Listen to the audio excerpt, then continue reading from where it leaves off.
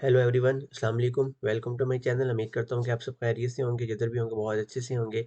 आज की जो बेसिकली वीडियो है वो एक नई स्कॉलरशिप के बारे में। इस स्कॉलरशिप का काफ़ी देर से इंतज़ार था, लेकिन इसकी जो ओपनिंग डेट है वो अभी तक अनाउंस नहीं हुई। लेकिन फॉर्चुनेटली अभी इसकी डेट अनाउंस हो चुकी है, तो मैंने सोचा इस पे वीडियो बना दूँ।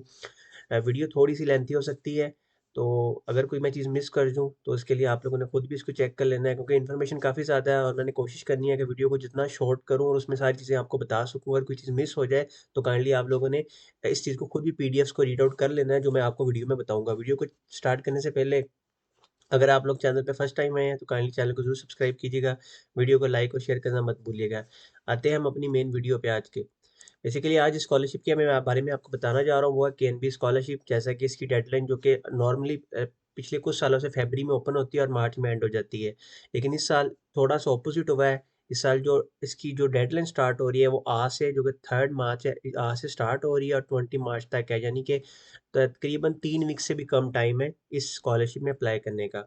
तो अप्लाई करने का तरीका कोई ज़्यादा मुश्किल नहीं है, थोड़ा सा रिकमेंडेशन लेटर वाला जो तरीकाकार है वो थोड़ा सा उसमें टाइम टेकिंग लग सकता है। बाकी अप्लाई करना कोई ज़्यादा मसला नहीं है। डॉक्यूमेंट्स भी आप लोग जो स्कॉलरशिप के लिए रिक्वायर्ड है वो आप लोग विद इन 1 टू 2 डे सारे ले सकते हैं।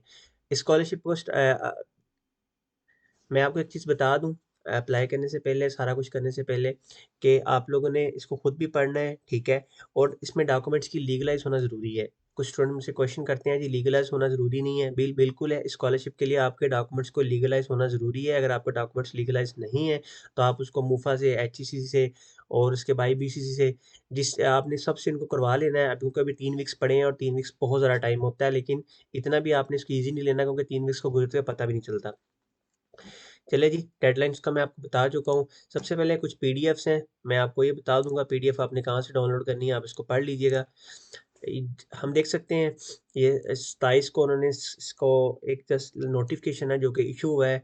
स्कॉलरशिप के बारे में है जी, केएनबी स्कॉलरशिप है इंडोनेशिया की, फुली फंडेड है। इसमें मास्टर्स में अप्लाई कर सकते हो, बैचलर में कर सकते हो और पीएचडी में कर सकते हो। मास्टर और पीएचडी के तो आपको पता है स्कॉलरशिप बहुत है उनके लिए। उनके साथ साथ ये स्कॉलरशिप बैचलर वालों के लिए बेस्ट है, जिनके पास अपॉर्चुनिटीज़ कम होती हैं। जैसा कि पाकिस्तान से हम लोग हैं, हमारे लिए अपॉर्चुनिटीज़ बहुत कम होती हैं बैचलर्स के स्टूडेंट्स के लिए। तो उनको ये अपॉर्चुनिटी को मिस नहीं करना चाहिए, क्योंकि ये फुली फंडेड है और आपको इसके लिए 1 रुपया भी लगाने की ज़रूरत नहीं है। इसमें इंक्लूड एवरीथिंग, इंक्लूडिंग आपकी टिकट तक फ्री होती है। सबसे पहले मैं आपको यूनिवर्सिटीज़ का बता दूँ, आप लोगों ने यूनिवर्सिटीज़ को ज़रूर देखना है कि कौन-सी यूनिवर्सिटी में आपका मेजर है कि नहीं। इसमें मेडिकल के भी कुछ कोर्सेज़ ऑफ़र हो रहे हैं। कुछ मुझे स्टूडेंट्स पूछते हैं जी मेडिकल का बताएँ जी, बिल्कुल इसमें कोई वेटरनरी के कोर्सेज़ हैं, कुछ मेडिकल साइंसेज़ के हैं, कुछ लैबोरेटरी के हैं, वो आप लोगों ने चेक कर लेना है। मेडिकल के भी इसमें कोर्सेज़ काफ़ी ज़्यादा हैं, वो आपने मेडिकल के चेक कर लेना है। यूनिवर्सिटी सबसे पहले देख लेते हैं, स्कॉलरशिप के अंदर 34 यूनिवर्सिटीज़ आती है, मतलब आपको यूनिवर्सिटी को भी फाइंड करने की ज़रूरत नहीं है, ऑलरेडी उन्होंने बता दिया है इसमें।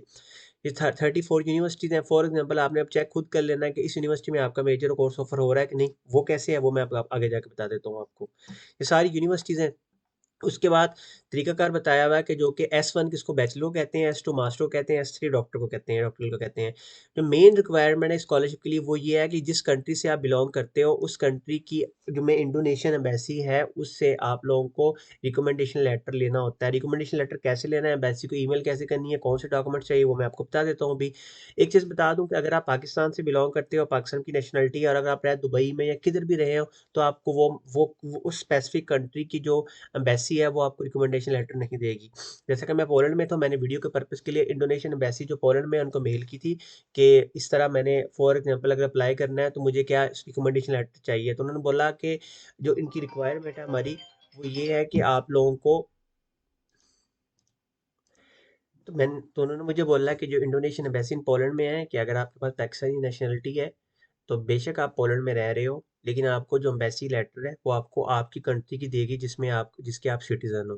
तो आपको पाकिस्तान एम्बेसी को करना पड़ता है। अगर आप इंडियन सिटीज़न हो, आप किसी और मुल्क में रह रहे हो, तो डेफ़िनेटली आपको जो इंडिया में इंडोनेशियन एम्बेसी है, आप उसी को ईमेल करोगे। उसके बाद ईमेल करने के बाद क्या करना है, उन्होंने बताया कि जी हमारे सब सारे हमें रिकमेंडेशन लेटर मिल जाता है, सारा कुछ मिल जाता है। इस पोर्टल पे आके हमें रजिस्टर करना है, अकाउंट बनाना है, सारे डॉक्यूमेंट्स को अपलोड कर देना है, फिर हमने वेट करना है। डेडलाइन मैं आपको पहले बता चुका हूँ, 3 से लेकर 21 तक है और 30 जून को इनकी सिलेक्शन का अनाउंस हो जाएगा, 30 जून को। उसके बाद नीचे अगर आपको कोई क्वेश्चन है, ये वो सारा वो आप इस ईमेल पे जाके पूछ सकते हैं। मैं नीचे आ जाता हूँ, जल्दी से। उसके बाद सबसे पहले उन्होंने बोला कि इधर से आप लोग इस लेटर को डाउनलोड कर लेना है, ठीक है। जब आपने एम्बेसी को ईमेल करनी है अपनी कंट्री में इंडोनेशियन के, तो आपको ये सारे डॉक्यूमेंट चाहिए। कोई डॉक्यूमेंट ज़्यादा बड़े नहीं है, आपकी सीवी है, आपका पासपोर्ट है। एक चीज़ बता दूँ, जो लोग कहते हैं जी आईडी कार्ड की बेस पे नहीं कर सकते, तो जो चीज़ें रिक्वायरमेंट होती हैं यूनिवर्सिटीज़ की या किसी भी स्कॉलरशिप की, तो आपने इसको पूरी करनी होती है। आप एक जस्ट ट्राई कर सकते होते हो, तो काइंडली ऐसा क्वेश्चन ना किया करें कि मैं इसकी जगह सीएनआईसी कर दूँ। जब उन्होंने सीएनआईसी का लिखा ही नहीं है, तो आप कैसे सीएनआईसी लिख देंगे? तो सिर्फ़ आप ट्राई कर सकते हो, अगर आपके नसीब में हुआ, आपको लग गया कि ऐसा हो सकता है, तो चल जाएगा, नहीं तो वो आपको रिजेक्ट कर देंगे। तो पहले आप रिक्वायरमेंट को पढ़ा करें, अगर उन्होंने लिखा हुआ है साथ कि वैलिड पासपोर्ट के साथ आप सीएनआईसी भी अपलोड कर दें, अपना आईडी कार्ड, देन फ़ायदा है, वरना ऐसा कमेंट करने का फ़ायदा ही नहीं है। इंग्लिश टेस्ट के बारे में लिखा हुआ है, इंग्लिश प्रोफिशिएंसी, आइल्स वगैरह जो भी आप लोगों के पास है। अगर आप लोग जॉब करते हो, ठीक है, तो आपको अपने सुपरवाइज़र के हिसाब से रिकमेंडेशन लेटर इंग्लिश में या इंडोनेशियन में लेना पड़ेगा। अगर नहीं करते तो ये आपके लिए नहीं है। एक रिकमेंडेशन लेटर आपको लाज़मी चाहिए होता है, वो आपकी प्रीवियस यूनिवर्सिटी के बारे में होता है। ये होता है एकेडमिक रिकमेंडेशन लेटर है, ठीक है, जो हम अपनी प्रोफ़ेसर से लेते हैं। उसके बाद आपकी डिग्री ट्रांसक्रिप्ट है, जो कि लीगलाइज़ होना ज़रूरी है, मैं आपको पहले बता चुका हूँ इसके बारे में। उसके बाद आपको रिकमेंडेशन लेटर है, तो ये उनके लिए है, सिर्फ़ पीएचडी स्टूडेंट के लिए, वो अपने प्रोफ़ेसर से लेंगे। उसके बाद आ जाता है आपका स्टेटमेंट ऑफ पर्पज़ आ जाता है, ये भी पीएचडी स्टूडेंट्स के लिए, मास्टर्स के लिए और बैचलर के लिए नहीं है। फिर आ जाता है रिकमेंडेशन लेटर, जो आपको एम्बेसी देगी। फिर ये सारे डॉक्यूमेंट्स ऐसे हैं जो आपने इनको साथ अटैच करके ईमेल करनी है एम्बेसी को।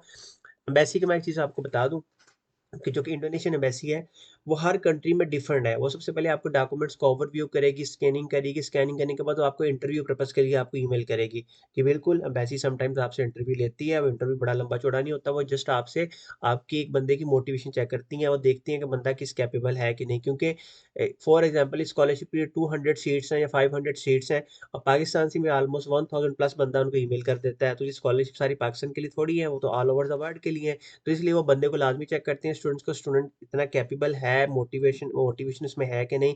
तो इसलिए वो इंडोनेशियन एम्बेसी ये चीज़ के लिए आपको ईमेल करेगी इंटरव्यू के लिए।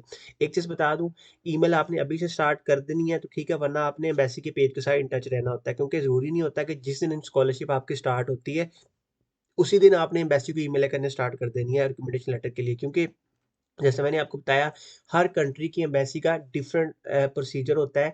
तो एम्बेसी मोस्ट ऑफ टाइम अपनी जो फेसबुक का पेज होता है, जो भी इनका ट्विटर का पेज होता है, जो भी पेज होता है, वो उस पे अपडेट कर देती होती है। तो आपने उस हिसाब से उनको ईमेल करना शुरू कर देनी है, ठीक है। ये ज़रूरी नहीं है कि आपने उसी दिन ईमेल करनी होती है। वो एम्बेसी पे डिपेंड करता है कि एम्बेसी किस कंट्री की एम्बेसी है, वो कब स्टार्ट कर रही है। ईमेल्स का सिलसिला कब आपको आपकी स्कैनिंग वगैरह के बाद आपको इंटरव्यू के लिए बुला रही है। तो आप लोगों ने उसको भी देख लेना है। आपने कोशिश करनी है कि जो एम्बेसीज़ के पेजेज़ हैं फेसबुक पे, ट्विटर पे, ठीक है, जो ऑफ़िशियल चीज़ें हैं, आप उनके साथ स्टे कनेक्टेड रहें, ताकि आप लोगों को इस तरह की इन्फॉर्मेशन मिलती रहे। फिर उसके बाद जब आपने ईमेल कर दी है, तरीकाकार बताया हुआ है कि एम्बेसी जो है, वो क्या करेगी, आपके ग्रेड्स वगैरह को चेक करेगी, आपके सारे डॉक्यूमेंट्स को ओवरव्यू करने के बाद आपको रिकमेंडेशन लेटर देगी, ठीक है जी। फिर उसके बाद ये बताया हुआ है कि जी आपने एक अकाउंट बनाना है। ये भी क्वेश्चन आता है कि जी क्या मल्टीपल में मेरे मेरे अकाउंट हो सकते हैं? बिल्कुल नहीं हो सकते जी। एक रिकमेंडेशन लेटर की बेस पे आप एक ही अकाउंट बनाओगे, ऐसा नहीं है कि आपके 3-3 4-4 अकाउंट हो, ठीक है। डॉक्यूमेंट्स के बारे में ये आप लोगों ने देख लेना है। ये मैंने आपको बताया कि एक अकाउंट्स का ये भी आपने देख लेना है, डेडलाइन के बारे में बताया हुआ है। उसके बाद नीचे थोड़ा-सा डिटेल के बारे में बताया हुआ है, जब आपकी डेडलाइन क्लोज़ हो जाएगी, फिर उसके बाद रिज़ल्ट अनाउंस हो जाएगा, फिर वो आपका ये होता है कि एम्बेसी जब आपको इंटरव्यू कर लेती है, रिकमेंडेशन लेटर दे देती है, फिर आप अपनी एप्लीकेशन सबमिट ऑनलाइन कर देते हो। फो जो ऑनलाइन सबमिट ये केएनबी जो इंस्टीट्यूशन है, वो आपकी जो लिस्ट है, वो यूनिवर्सिटीज़ के साथ शेयर करता है, फिर यूनिवर्सिटी सेलेक्ट करती है। वो लंबा-चौड़ा सारा यहाँ पे लिखा हुआ है, आप लोगों ने इसको देख लेना, पढ़ लेना है, ठीक है। इसमें मेरा नहीं ख्याल मुझे ज़्यादा टाइम लगाने की ज़रूरत है। ठीक हो गया। ये सारी चीज़ें मैं नीचे आ जाता हूँ, नीचे आपने पढ़ लेना है। उसके बाद यहाँ पे लिखा हुआ है कि जब अगर आपकी सिलेक्शन हो जाती है, सारी चीज़ें आपने देख लेनी है। सिलेक्शन होने के बाद आप लोग 3rd टू 4th वीक आप लोग अगस्त के एंड पे आप लोग इंडोनेशिया होगा। बाकी ये भी लिखा है, डिपेंड करता है कि आप किस कंट्री से बिलॉन्ग करते हो, क्योंकि समटाइम्स उस कंट्री से हर वीक में फ्लाइट नहीं आ रही होती। तो ये डिपेंड करता है किस कंट्री में, लेकिन जो उन्होंने नॉर्मल एक डेडलाइन दी हुई है, एक डेट दी हुई है, वो ये है कि आप अगस्त के एंड पे इंडोनेशियन होगे। और जैसा कि मैंने आपको बताया, फुली फंडेड है। और फिर आपको यूनिवर्सिटी, जिस यूनिवर्सिटी में आप जाओगे, उस यूनिवर्सिटी का जो कि डिपार्टमेंट होता है, वो आपको एयरपोर्ट से रिसीव करने आएगा, आपको पिक करेगा, फिर आपको वो डॉर्मेट्री तक लेके जाएँगे। डॉर्मेट्री जो कि फुली फंडेड होती है, वो आपको इसको दे देते हैं।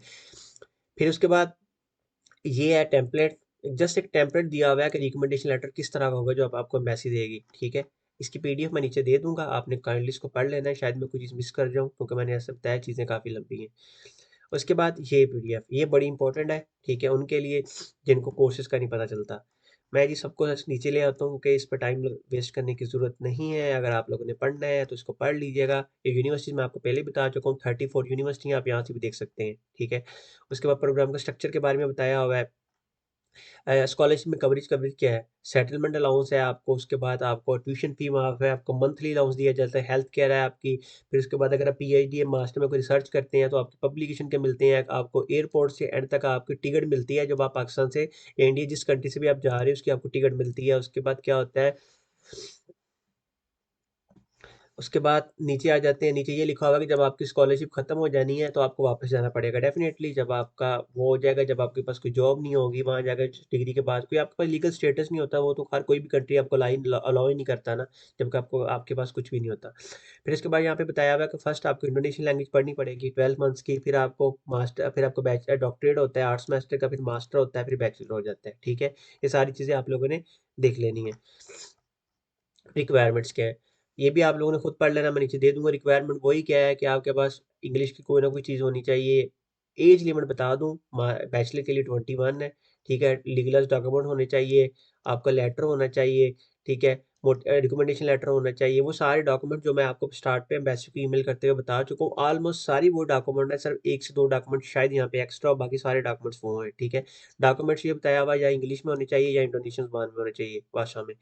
मास्टर के लिए भी सारी सेम चीज़ें ही हैं, ठीक है। कोई इतनी ज़्यादा लंबी चौड़ी नहीं है। वो रिकमेंडेशन लेटर जो आपने अपनी जॉब से लेना है वो कंपलसरी नहीं है, अगर आप कर रहे हो तो ठीक है, वरना नहीं। और एक जो अपने सुपरवाइजर से लेना है पाकिस्तान वाला वाले से लिए, वो तो ज़रूरी है। एक रिकमेंडेशन लेटर वो है, 3 तरह के बेसिकली रिकमेंडेशन लेटर है। थर्ड रिकमेंडेशन लेटर वो है जो आप इंडोनेशिया में प्रोफेसर से लोगे, वो सिर्फ पीएचडी स्टूडेंट्स के लिए है, आपके लिए नहीं है। ये डॉक्टर के स्टूडेंट की लिस्ट है, ठीक है, आपने इसको देख लीजिएगा। इसका मैं आपको बता दूंगा मैंने कहाँ से पीडीएफ डाउनलोड की है, ठीक है। आपने डाउनलोड कैसे करना है यहाँ से आप चेक कर लें। ये सारी वही चीज़ें हैं जो मैंने आपको बताया। अप्लाई करने का तरीका जो मैं आपको ऑलरेडी बता चुका हूँ। ये सारे डॉक्यूमेंट्स हैं, आपने पहले लेटर लेना है, पैसे से लेटर लेने के बाद आपने इस पोर्टल पर जाकर ऑनलाइन अप्लाई कर देना है, ठीक है। ठीक हो गया जी। उसके बाद ही नीचे आ जाते हैं। डेडलाइन बताई हुई है उन्होंने, डेडलाइन के बाद ये सिलेक्शन का प्रोसीजर स्टार्ट हो जाएगा, इंटरव्यू आ जाएगा, सारा करते कराते आप सितंबर में ऑलमोस्ट, अगस्त में आप इंडोनेशिया, अगस्त सितंबर में आपकी क्लासेस स्टार्ट हो जाएंगी, ठीक है। उसके बाद अगर आपको अब मैं ये आ जाता है क्वेश्चन कि हमें एम्बेसी को ईमेल कैसे ढूंढनी है। आप किस जिस कंट्री से बिलोंग करते हो, आपने उधर इंडोनेशिया की एम्बेसी की, आपको ईमेल मिल जाएगी। अगर आपको नहीं मिली, आपने काफ़ी सर्च किया है, तो आप इस पेज से अपनी स्पेसिफिक कंट्री से जिससे आप बिलोंग करते हो, उसमें जो इंडोनेशियन एम्बेसी का रिप्रेजेंटेटर होता है, आप उसकी ईमेल देख सकते हो। जैसा कि मैं कोई देख लेता हूँ यहाँ पे, कोई कंट्री है श्रीलंका है फॉर एग्जाम्पल, उन्होंने दिया हुआ है। पाकिस्तान भी डेफिनेटली होगा, इंडिया भी होगा, पाकिस्तान आ जाता है जी। कराची कौंसलेट है, ये कराची कौंसलेट है, हमें इस्लामाबाद का भी मिल जाएगा, ठीक है। ये पाकिस्तान मैंने बताया, इस्लामाबाद का भी आ गया, दोनों का बताया हुआ है। एक मैं चीज़ आपको बता दूं कि आपने जब ईमेल करनी है एम्बेसी को, जो इस्लामाबाद वाले हैं, ठीक है, जो पंजाब से बिलोंग करते हैं, ठीक है, जिस तरह पंजाब से और मेरा ख्याल है आई थिंक सो बलोचिस्तान वाले, सॉरी केपी के वाले ये होते हैं, ये करेंगे इस्लामाबाद को इन टच। और जो कराची वाले होते हैं वो कराची में करेंगे, कराची कौंसलेट की ईमेल करते होते हैं। और आपने चेक कर लिया दोनों की ईमेल डिफरेंट है तो आपने सेम पे अप्लाई नहीं करना, वो आपने चेक कर लेना आप किस से बिलोंग करते हो। जीमेल का अकाउंट है इस्लामाबाद के लिए, बिल्कुल जीमेल का, ये कोई फेक नहीं है, ये मैं कंफर्म करता हूँ, मैंने लास्ट ईयर भी जीमेल का ही था। उसके बाद जो इंडोनेशियन वाले, जो कराची वाले हैं, इनको मेल करके पूछेंगे अपने रिकमेंडेशन लेटर का, वो ईमेल ये है। बाकी कंट्रीज वाले आप लोगों ने चेक कर लेना, इंडिया वाले भी इस जगह पे होंगे। मैं नीचे आ जाता हूँ जी। स्क्रॉल करने के बाद फिर आ जाते हैं हम लोग यूनिवर्सिटी की में, जो अब डिफरेंट 34 36 यूनिवर्सिटीज़ हैं, उन उनमें भी केएनबी का इंटरनेशनल डिपार्टमेंट रिप्रेजेंटेटर है। अगर आपको उस यूनिवर्सिटी में कोई इशू आ रहा है अप्लाई करने में, कोर्सेज में, किसी भी तरह का, आप उनको ईमेल भी कर सकते हैं, उनकी ईमेल भी दी हुई है। फॉर एग्जांपल मैं कहता हूँ ये यूनिवर्सिटी है, यूनिवर्सिटी ऑफ इंडोनेशिया, मुझे इसका कोई इशू इशू आ रहा है तो मैं इनको ईमेल करके पूछ सकता हूँ, ठीक है। ईमेल दी हुई ये वाली यूनिवर्सिटी मैं कहता हूँ जी, मुझे इसमें मसला आ रहा है, ये नंबर भी दिया हुआ है और ईमेल भी दी हुई है कि आप हमें ईमेल करके पूछ सकते हैं अगर इशू आ रहा है। तो इसका मतलब है ना तो आपको एम्बेसी ढूँढने की ज़रूरत पड़ेगी, ना ही आपको यूनिवर्सिटी ढूँढने की ज़रूरत पड़ती है, ना ही आपको अब आपको यूनिवर्सिटी से कॉन्टैक्ट करने के लिए ईमेल ढूँढने की ज़रूरत पड़ेगी। वो भी आपको हर चीज़ पीडीएफ में मिल जाएगी। एक चीज़ मैं आपको और अच्छी बता देता हूँ, मैं नीचे आ जाता हूँ जल्दी से। ये फैक्ट्स हैं, इसको मैंने एक चीज़ बहुत इंपॉर्टेंट है इसमें, वो मैं आपको दिखाता हूँ एंड पे। इसको भी मैंने पढ़ा है, आप भी देख लीजिएगा। ये यूनिवर्सिटीज़ की लिस्ट के साथ आपको ये बताया गया है कौन सी यूनिवर्सिटी आपको कोर्स ऑफर कर रही है। यानी कि आपको स्पेसिफिक सर्च करने के लिए अब इतनी ज़्यादा आपको ज़रूरत नहीं पड़ेगी। फॉर एग्ज़ाम्पल ये बैचलर है, मास्टर है, आपको डॉक्टरेट सारे हैं। मैं कहता हूँ जी फॉर एग्ज़ाम्पल ये देखें, हिस्ट्री है, तो यूनिवर्सिटी का बताया हुआ है, यूनिवर्सिटी है, मास्टर्स में ऑफ़र हो रहा है और यूनिवर्सिटी है। यानी कि आपको अब यूनिवर्सिटी में कोर्स भी स्पेसिफिक चूज़ करने की ज़रूरत नहीं पड़ेगी, हर चीज़ आपको यहाँ से मिल रही है क्योंकि हर यूनिवर्सिटी सारे कोर्सेज़ ऑफ़र नहीं करवा रही होती। इसमें मेडिकल के भी हैं, जैसे मैंने आपको बताया है, इस तरह पब्लिक हेल्थ केयर के मिल जाए में, उसके अलावा आपको कुछ वेटरनरी के मिल जाएँगे। इस तरह मैं ये यूनिवर्सिटी ऑफ इंडोनेशिया है, इसमें लॉ करवा रहे हैं, ठीक है। मैंने जैसे आपको बताया, यहाँ पे आप पीडीएफ में आप ऑलमोस्ट आपको सारी चीज़ें मिल जाएँगी, आप एक दफ़ा इस पीडीएफ को पढ़ लोगे, आपको सारी चीज़ें समझ आ जाएगी। ये देखिए पीडीएफ कितनी बड़ी है, आपको यूनिवर्सिटी में यहाँ पे 34 यूनिट्स में सब में मेजर कोर्सेज़ के बारे में पता चल जाएगा। ठीक हो गया, आप लोगों ने इसको पढ़ लेना है, शायद मैं कुछ चीज़ मिस कर गया हूँ। उसके बाद अब मैं बता देता हूँ कि आपको बेसिक आपको कैसे पता चलेगी। मेन वेबसाइट पे आ गया हूँ मैं, ये सारी चीज़ें वही हैं जो मैंने आपको बता दी है कि आपने जो एम्बेसी को सेंड करनी है, ठीक है? अपने लेटर के लिए ये बता दिया कि एम्बेसी आपको डॉक्यूमेंट्स की स्कैनिंग करेगी, फिर आपको इंटरव्यू लेगी, फिर आपको रिकमेंडेशन लेटर आपको देगी। रिकमेंडेशन लेटर होता है किस तरह का, वो भी मैंने आपको बता दिया है। अच्छा, एक चीज़, फर्स्ट ये कि पीडीएफ मैंने कहाँ से डाउनलोड की है, वो आप मैं बता देता हूँ। पहले हम देख लेते हैं कि इंडोनेशियन एम्बेसी कहाँ से आपने देखनी है। ये, मैं इस जगह पे लिंक पे आ गया हूँ। ये वेबसाइट मैंने ओपन कर ली है। अगर आपको अपने मुल्क में इंडोनेशियन एम्बेसी का नहीं पता चल रहा तो आपने अपनी कंट्री को सिलेक्ट, मैं पाकिस्तान से हूँ, मैंने पाकिस्तान का चूज़ कर लेना है। ये पाकिस्तान आ गया जी। ठीक हो गया जी, उन्होंने मुझे यहाँ पे बता दिया है कि पाकिस्तान में इसकी एम्बेसी है। जो ऑफ़िशियल ईमेल है एम्बेसी की, जो ऑफ़िशियल है प्रॉपर, वो आप ये है, ठीक है? आप इस पे पूछ सकते हैं अगर आपको किसी भी तरह का इश्यू आता है, ठीक है? कराची के लिए उन्होंने बताया हुआ है, कराची वाले के लिए इस जगह पे आप कर सकते हो जो कराची में। अगर आपको किसी भी तरह का एम्बेसी के रिलेटेड कोई इश्यू आता है, उस सूरत में आपको कह रहा हूँ। इंडिया के लिए डेफ़िनेटली इंडिया आ जाते हैं हम लोग, इंडिया आ जाते हैं। इंडिया में आप लोग यहाँ से देख सकते हैं। उसके बाद मैं आपको फैक्ट पे एक चीज़ बता दूँ, जो मैंने पढ़ी थी, वो मैंने कहा आपसे शेयर कर लूँ। ये सारी चीज़ें आप लोगों ने पढ़ लेनी है, ठीक है? इसमें 25 नंबर पॉइंट मैंने आपसे शेयर करना था। हाँ, एक तो ये था कि आपको स्कॉलरशिप के कैसे पता चलेगा, आपको ईमेल आ जाएगी। वो ये था कि आप लोगों ने पोर्टल पे जाके चेक कर लेना है। इसी पोर्टल पे जिस पे आप अप्लाई करोगे, आपको पता चलता रहेगा कि आपकी स्कॉलरशिप, आपकी एप्लीकेशन कहाँ, किस स्टेज से गुज़री है और किस किस पे आपको पता चलेगा, ठीक है? उसके बाद सीजीपीए का बताया हुआ है कि मिनिमम बैचलर के लिए 2.75 होनी चाहिए, ठीक है? ये बताया हुआ है। बैचलर में अगर आप लोग अप्लाई कर रहे हो, लेकिन बैचलर में हम मोस्टली हमारी परसेंटेज होती है, तो आपको होने की ज़रूरत नहीं है। एक चीज़ और ये कि आपको फर्स्ट ईयर में आपको इंडोनेशियन लैंग्वेज पढ़ाई जाएगी, उसके बाद आप लोगों का मास्टर वगैरह जो भी होगा वो स्टार्ट होगा। आपकी अकोमोडेशन फ्री है।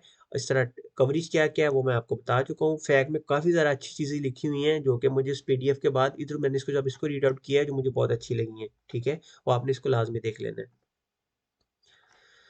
अच्छा, अब मैं आ जाता हूँ जी एम्बेसी में ईमेल कैसे करनी है। एक चीज़, एम्बेसी की ईमेल कैसे करनी है वो मैंने, ये मेरा वे है, मैं अगर होता तो मैं ऐसे ईमेल करता। आप लोगों ने इसको खुद देख लेना अगर आपको किस तरह अच्छा लगता है। मैंने आपको जस्ट एक एक टेम्पलेट आप तक शेयर कर रहा हूँ। सबसे पहले हमा ईमेल में आपको बता चुका हूँ कि वो आपने किस-किस जगह ईमेल करनी है, वो मैंने आपको पीडीएफ में बता दिया था। वो आप लोगों ने वहाँ से ईमेल कॉपी करनी है, अगर इस्लामाबाद के लिए करनी है या कराची के लिए करनी है। उसके बाद मैंने ऊपर टाइटल दिया है, मैंने कुछ ईमेल्स देखी थी जो कि मुझे पसंद नहीं आई, तो इसलिए मैंने ये अपने हिसाब से लिखी है। मैंने कोई ज़्यादा लंबा-चौड़ा नहीं लिखा, गुड मॉर्निंग एम्बेसी से हाल-चाल पूछ रहा हूँ, वो ज़रूरत भी नहीं है क्योंकि उनके पास इतना टाइम नहीं होता। मैंने लिखा है मैं पाकिस्तान से हूँ, मुझे रिकमेंडेशन लेटर चाहिए क्योंकि मैं स्कॉलरशिप के लिए अप्लाई कर रहा हूँ। अगर आपको यूनिवर्सिटी का पता चल गया है कि आपने किस यूनिवर्सिटी में अप्लाई करना है, जैसे मैंने आपको बताया कौन-सी यूनिवर्सिटी मेजर ऑफ़र कर रही है, तो आपने आपने यहाँ पे यूनिवर्सिटी का नाम भी लिख देना। मैंने लिख दिया, मैंने यूनिवर्सिटी ऑफ जकार्ता में फॉर एग्ज़ाम्पल अप्लाई कर रहा हूँ, मुझे रिकमेंडेशन लेटर चाहिए क्योंकि ये बहुत इंपॉर्टेंट डॉक्यूमेंट है। और आपके लिए मैं आप सारे डॉक्यूमेंट्स नीचे अटैच कर रहा हूँ। डॉक्यूमेंट्स अटैच किस लिए करने हैं आपने? अपने मेजर के अकॉर्डिंग मैं आपको बता चुका हूँ, पीडीएफ में बताया हुआ है कि बैचलर के लिए डॉक्यूमेंट्स और हैं, मास्टर के लिए थोड़े से ज़्यादा और पीएचडी के लिए सबसे ज़्यादा। जिस तरह मैं कह देता हूँ, अब ये वाला डॉक्यूमेंट है जो ये पीएचडी के लिए है, ठीक है? आपने इस तरह बुलेट में अपने डॉक्यूमेंट्स को लिख देना जो आप नीचे अटैच करोगे। और डॉक्यूमेंट्स को कोशिश कीजिएगा बेशक आप लोग मर्ज ना कीजिएगा, पीडीएफ में एक-एक करके अटैच कीजिएगा। जिस तरह ये डॉक्यूमेंट्स की पीडीएफ अलग हो, इसकी अलग हो, इसकी अलग हो, इस तरह करके आप कर दीजिएगा, ठीक है? ये वाला डॉक्यूमेंट जैसे पीएचडी के लिए है, ये वाला डॉक्यूमेंट भी पीएचडी के लिए। आप लोग अगर मास्टर और बैचलर के लिए डॉक्यूमेंट्स नहीं है, तो आप लोगों ने इसलिए अपने डॉक्यूमेंट्स की पहले लिस्ट को चेक करना है, इस तरह करके अटैच करना है। आप इसको वीडियो को पॉज़ करके स्क्रीनशॉट ले लीजिएगा और नीचे मैंने अपना नाम-शाम लिख के सारा को बोला, अगर आपको इश्यू हो, मैसेज को बोला कोई डॉक्यूमेंट्स और चाहिए, तो आप मुझसे ईमेल करके या मुझे रिप्लाई में मुझसे डॉक्यूमेंट्स ले सकते हैं। ये था तरीका पैटर्न। मैंने एम्बेसी में, अगर मैं होता तो मैं एम्बेसी को ईमेल कैसे करता। तो अगर आपको आपको पैटर्न मिल गया, बाकी आप अपने हिसाब से भी लिख सकते हैं। उसके बाद मेन वेबसाइट पे सारी चीज़ें वही हैं जो मैंने आपको बताई हैं, मैंने फिर बताया आपने इसको पढ़ लेना। ये पोर्टल है जिस पे हम लोग सारा अप्लाई करेंगे। अब आ जाता है मैंने पीडीएफ कहाँ से डाउनलोड की थी, सॉरी मैं बताना भूल जाना था मैंने यहाँ से पीडीएफ डाउनलोड की थी। सबसे पहले मैं इसको ओपन कर लेता हूँ। एक मैंने पीडीएफ ये वाली आपको दिखाई है, तो आपने इन दोनों जो पीडीएफ को पढ़ोगे आपको सारा कुछ समझ आ जाएगा। ये भी पीडीएफ है जो मैंने, जिसमें आप मेजर यूनिवर्सिटी हर चीज़ आपको मिल जाएगा। और दूसरी आपकी जो ये वाली पीडीएफ है, ये पीडीएफ है, ठीक है। और फैक्ट जो मैंने आपको कहा वो मैंने यहाँ से देखा है। फैक्ट को लाजमी पढ़िएगा, इसमें काफ़ी ज़रा स्पाउस के बारे में भी लिखी हुई है। कुछ स्टूडेंट ऐसे होंगे जिनके क्वेश्चन होंगे कि हम स्पाउस को साथ ले जा सकते हैं कि नहीं, उसके बारे में तक बताया हुआ है इन्होंने। फिर उसके बाद ये भी बताया हुआ है उन्होंने कि जब आपकी डिग्री हो जाएगी तो आपको आपके लिए क्या ऑप्शन है, आपको कितनी कितनी देर तक आप वहाँ पे स्टे कर सकते हो, सारा कुछ लिखा हुआ है। अगर आप इसको पढ़ोगे तो आपको सारा कुछ अच्छे से समझ आ जाएगा। ये थी वीडियो आज की कि हमने केएनबी स्कॉलरशिप के लिए अप्लाई करने कैसे करना है। मैंने ऑलमोस्ट सारा इसमें तरीकाकार बता दिया है। अगर मैं कोई चीज़ मिस कर दूँ तो मैंने आपको पीडीएफ्स के बारे में बता दिया, आप इसको काइंडली ज़रूर पढ़ लीजिएगा।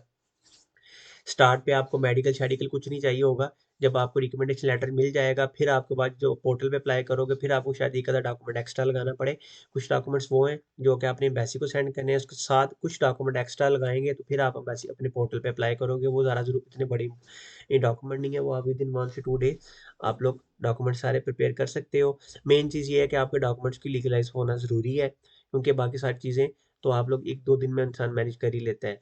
और डेडलाइन इसकी बहुत शॉर्ट है, तो अब आपको आज से स्टार्ट करना पड़ेगा सारा। और एम्बेसी के पेज और ट्विटर वगैरह जो मैंने आपको ऑफिशियल अकाउंट बताए हैं उनके साथ जरूर कॉन्टैक्ट में रहिएगा। ईमेल्स कहाँ से देखनी है वो मैं आपको बता चुका हूँ।